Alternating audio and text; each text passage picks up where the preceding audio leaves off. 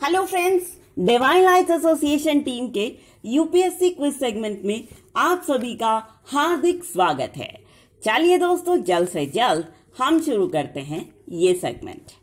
पहला क्वेश्चन है, Petersburg climate dialogue के संबंध में निम्न कथनों पर विचार कीजिए। क्लाइमेट डायलॉग का मतलब होता है जलवायु वार्ता। ठीक, चलिए पहला स्टेटमेंट सही वाला वो है, पीटर्स जलवायु वार्ता की मेजबानी जर्मनी द्वारा की गई। दूसरा सही स्टेटमेंट, यह वार्ता उच्च स्तरीय अनौपचारिक राजनीतिक चर्चा के उद्देश्य से आयोजित की गई थी। तीसरा सही स्टेटमेंट है, हाल ही में भारत ने विश्व पीटर्सबर्ग क्लाइमेट डायलॉग में भाग लिया और कोविड-19 के बाद अर्थव्यवस्थाओं और समाजों की मजबूती की चुनौती से निपटने के तरीकों पर विचार विमर्श किया। ठीक है, कुल मिलाकर के भारत ने भाग लिया, ये बिल्कुल सही बात है। नेक्स्ट क्वेश्चन पे आ जाते हैं, निम्न कथनों पर विचार कीजिए। देखो, पहला सही स्टेटमेंट है, वित्त वर्ष 2013-14 के मुकाबले वित्त वर्ष 2017-18 में आयकर रिटर्न दाखिल करने वाले लोगों की संख्या में कमी आई है। ठीक है, कौन से वित्त वर्ष में? वित्त वर्ष 17-18 में रिटर्न दाखिल करने वाले लोग कम हुए हैं। कौन सा रिटर्न? इनकम टैक्स वाला रिटर्न। ठीक है, नाउ नेक्स्ट, वित्त वर्ष 2017-18 में प्रत्यक्ष कर का जीडीपी अनुपात गिर गया। यह पिछले 10 वर्षों में सबसे कम है।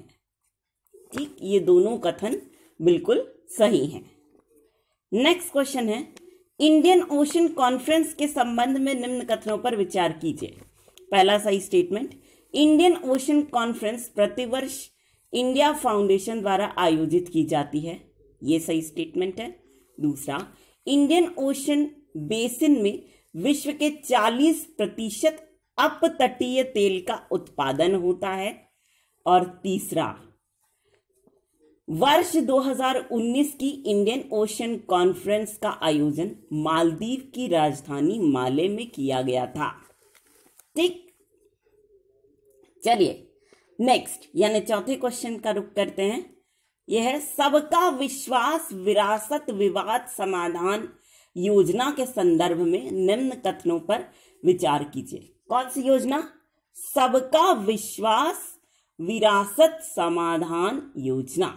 चलिए, पहला स्टेटमेंट, सबका विश्वास विरासत विवाद समाधान योजना का अनावरण वर्ष 2019-20 के बजट में सेवा कर और केंद्रीय उत्पाद शुल्क के लंबित विवादों को निपटाने के उद्देश्य से किया गया।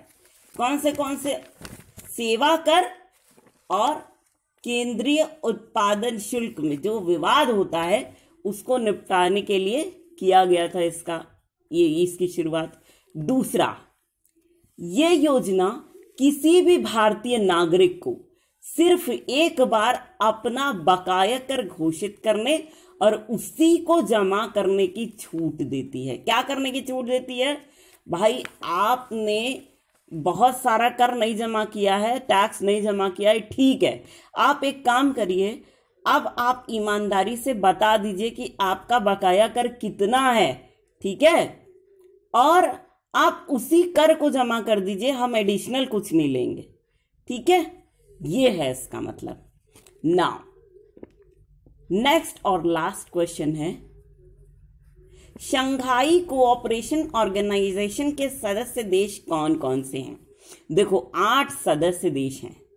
ठीक, ऐसे याद करो इसको। पहले तान वाले देश याद कर लो, जैसे Pakistan, Tajikistan, Kazakhstan, Kyrgyzstan, Uzbekistan, Tajikistan. ठीक, कौन कौन से? पाकिस्तान, ताजिकिस्तान, कजाकिस्तान, उज्बेकिस्तान और किर्गिस्तान, ये 5 देश, जिसके लास्ट में क्या है? तान है। ठीक, और उसके बाद कौन कौन से हैं? भारत, रूस, चीन। ठीक है, चाभर, चीन, भारत, रूस। ठीक है, तान और चाभर, 5 तान है और बाकी चाभर हैं। मतलब कि पाकिस्तान, कजाकिस्तान, तजिकिस्तान, उज्बेकिस्तान और किर्गिस्तान। फिर चाभर, च से चीन हो गया।